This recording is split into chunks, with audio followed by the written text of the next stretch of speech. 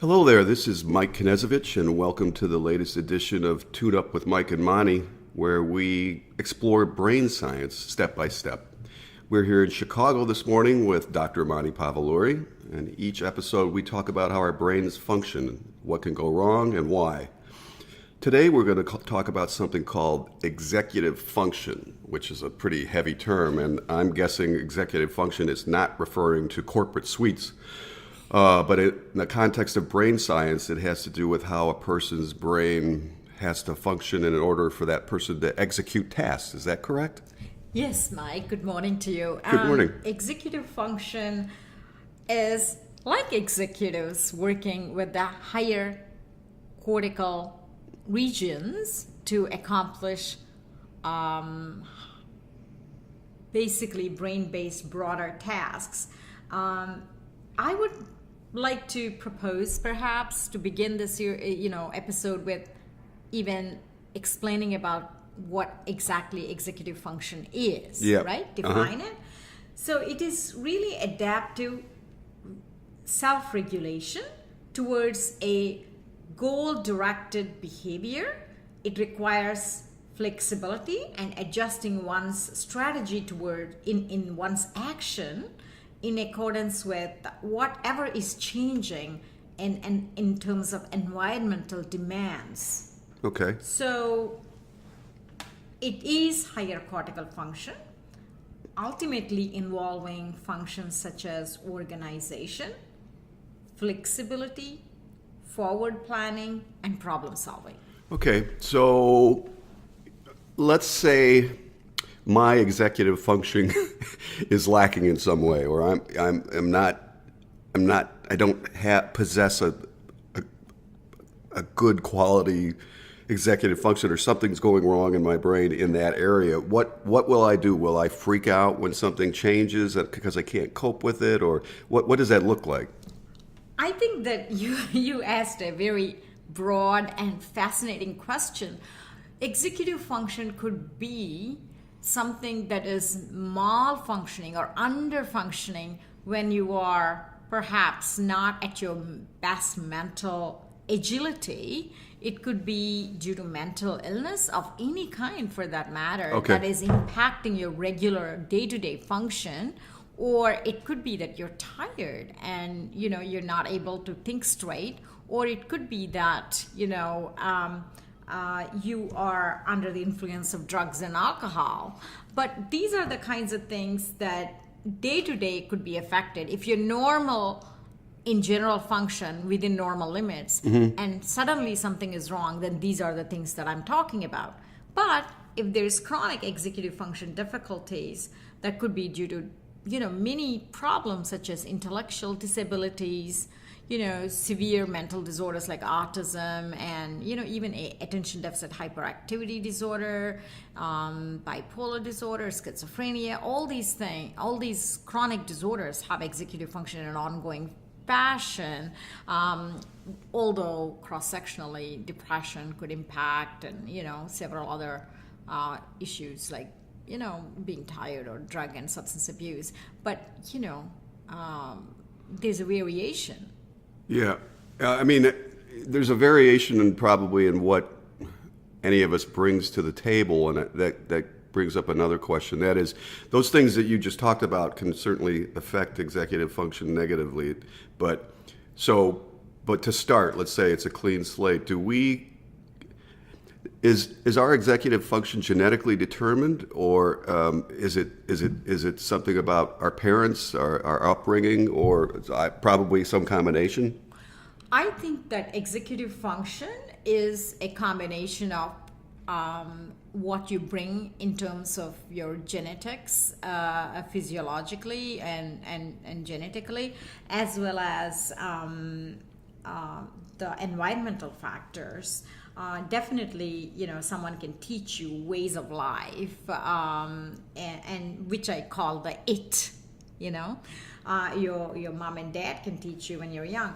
But the thing is, the hardwired executive function is measured, say, by Wisconsin card sorting test, which is a neuropsychological test that is prefrontally mediated executive function tester, and say there is, to give you a quick example, there's a study that utilized the Wisconsin card sorting test, which actually tests this prefrontal function in teenagers from, not teen, 12 to 14, actually preteen to teenage, the transition age. And these authors like Anakin and their colleagues published in 2010 is that there is increase in heritability in females, whereas environmental influences were greater in males. It's almost like maybe even, made me think that females are generally more intuitively and mature early, and maybe they are bringing their genetics into it, whereas males could be influenced by the environment. But this is only partially talking about a certain study in a certain sample. But I would say if you generalize it, it's a bit of both. Okay. It sounds like adaptability and flexibility is a function largely of this executive function.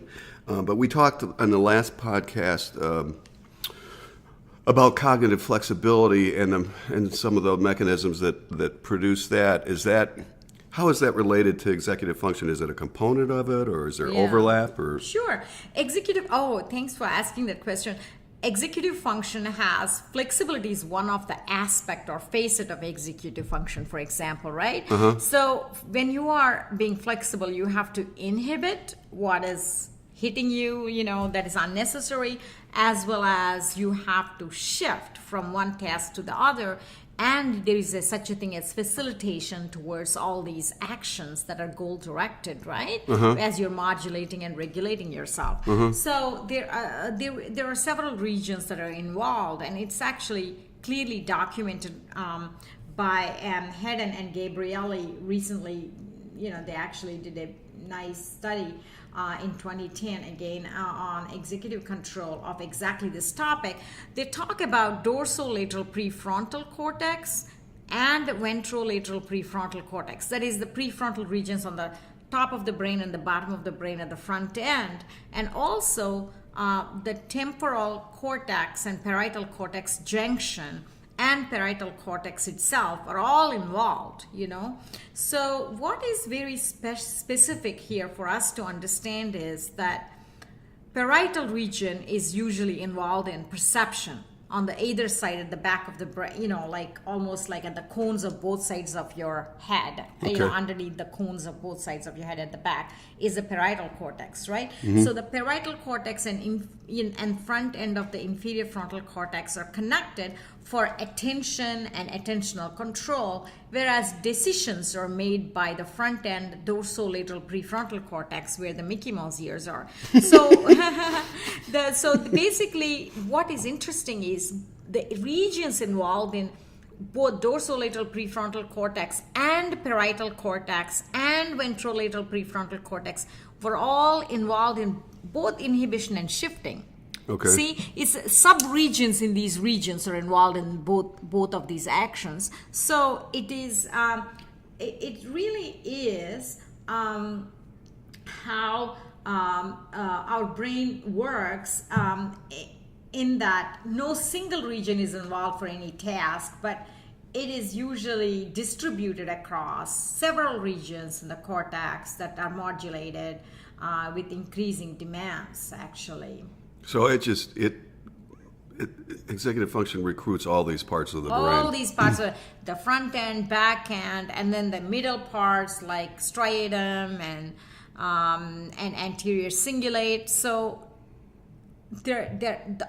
so people write about 6 circuits are involved in autism, or 8 circuits are involved in ADHD. But really, it depends on what task is being conducted by the folk that are being tested, what multiple circuits are interfacing, such as reward circuit, attention circuit, inhibition circuit, switching circuits. and also the executive function per se in general sense, working memory circuits, for example. What is the kid or adult or adolescent doing in order to recruit various regions, and how the circuits are involved in malfunctioning is what makes a person document these number of circuits, really. I see. It's the entire brain thing that's going on. Yeah. So that idea of like the 6 circuits is maybe an oversimplification of what's going on. I mean, it's a tool, but or it's pointed way of discussing certain aspects that are tested in certain individuals. Usually, it's a lot of circuits, a lot of regions, but really, if you understand, it's a bit like the hand is used to eat, the hand is used to write, the hand is used to, like, say, give a hug. So it's like saying hand is doing 3 things, hand is doing 2 things. It's kind of like a little bit simplification. Yeah. But as we're understanding the brain, people tend to write like that. But if you understand the brain, you understand, just like a hand, how it does multiple things, but it is what is in front of you that it's addressing. With some understanding, of course, of the regions. Yeah. In reading about this before we got together, there was I noticed that there was a discussion of how executive function affects the ability to execute something called visual spatial tasks. Now, I can guess what that means, but maybe you could explain it. Oh, visual spatial tasks are basically many tasks that let us kind of find what is missing from a fabric that when you're actually in the scanner and your brain is working, you're asked to kind of select certain areas and ignore certain stimuli and know where that reappears in a few seconds later, and then tell where it was previously present, things like that. So your brain is working towards fielding the topical regions or visuospatial regions of recall. And those visuospatial regions that put your brain to work would involve circuits connecting dorsolateral prefrontal cortex to the parietal regions in adolescents and adults, whereas in children, prefrontal regions and anterior cingulate and caudate thalamus are all involved in children. So what appears to be a bit subcortical and primitive tends to be more mature, more decisional, and more prefrontal and frontoparietal in adults and adolescents, actually. Okay. Yeah. So that is Scherf and the colleagues have documented that long-term goals improve with age using these circuits.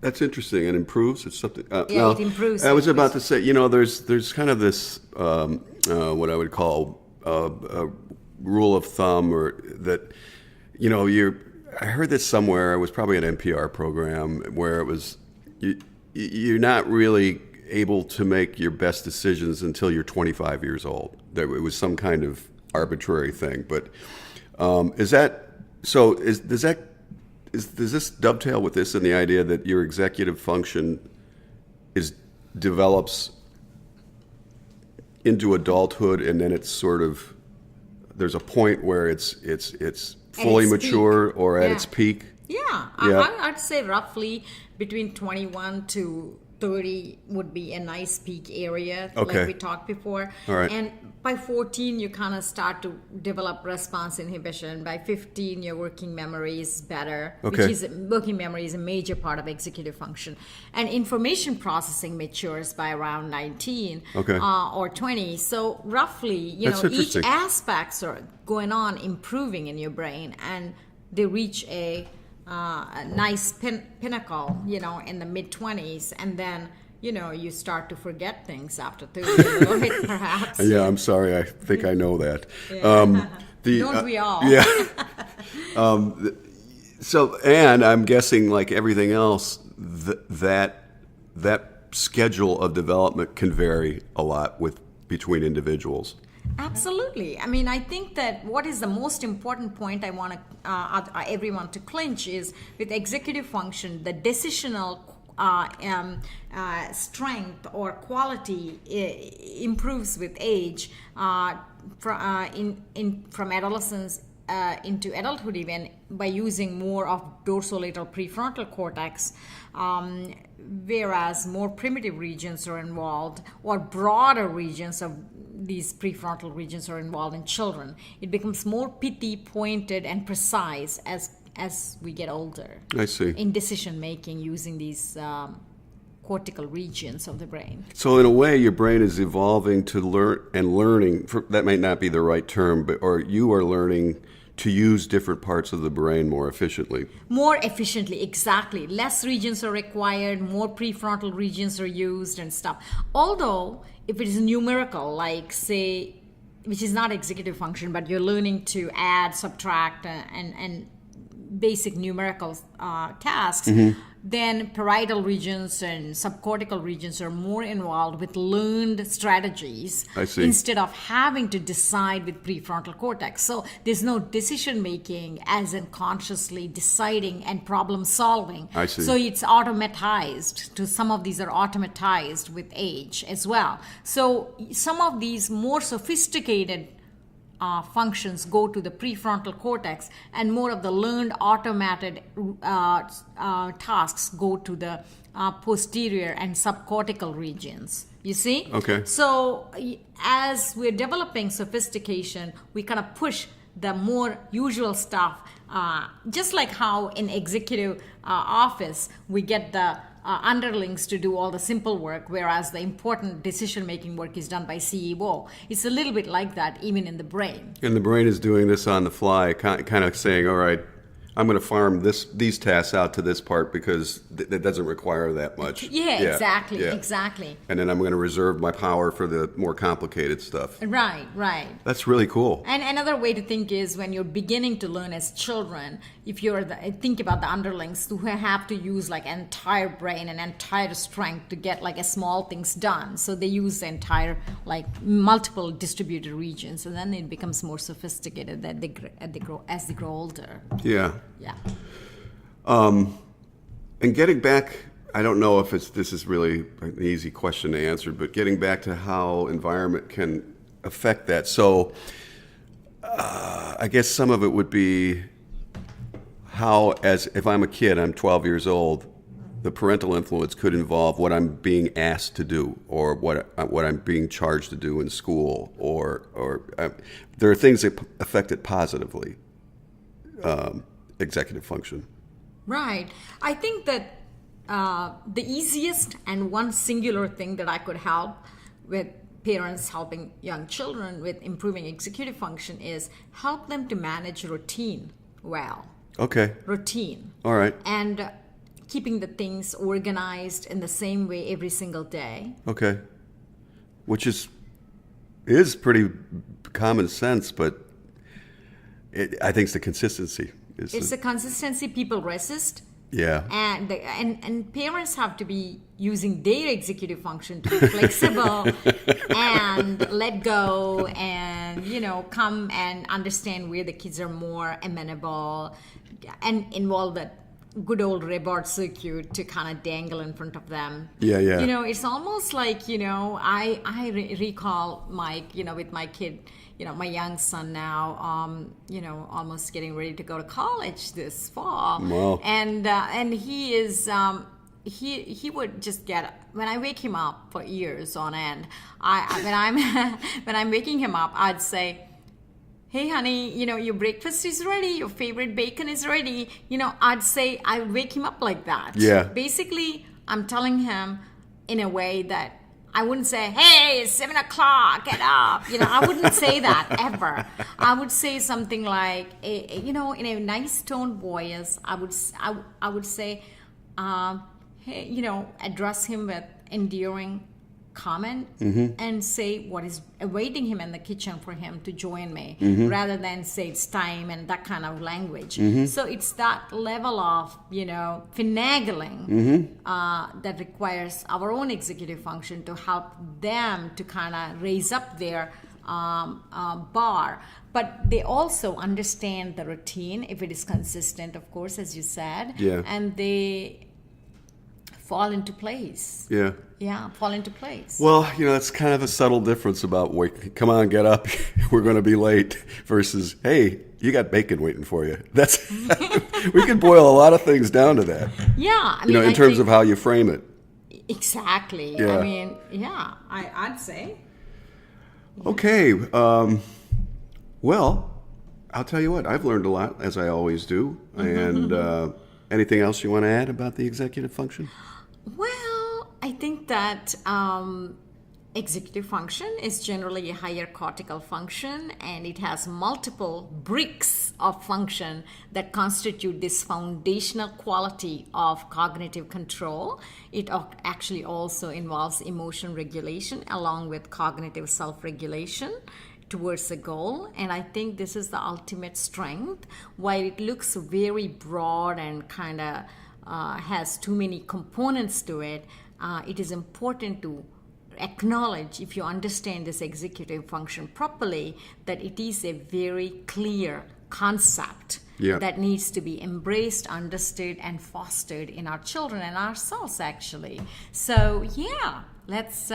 it's kind of where everything comes together, in a way. Yeah, let's get it all together and, have a great spring/summer. Yeah, you too. And until next time, thanks for listening. And we'll see you on the next episode of Mike and Monty. Tune up with Mike and Monty.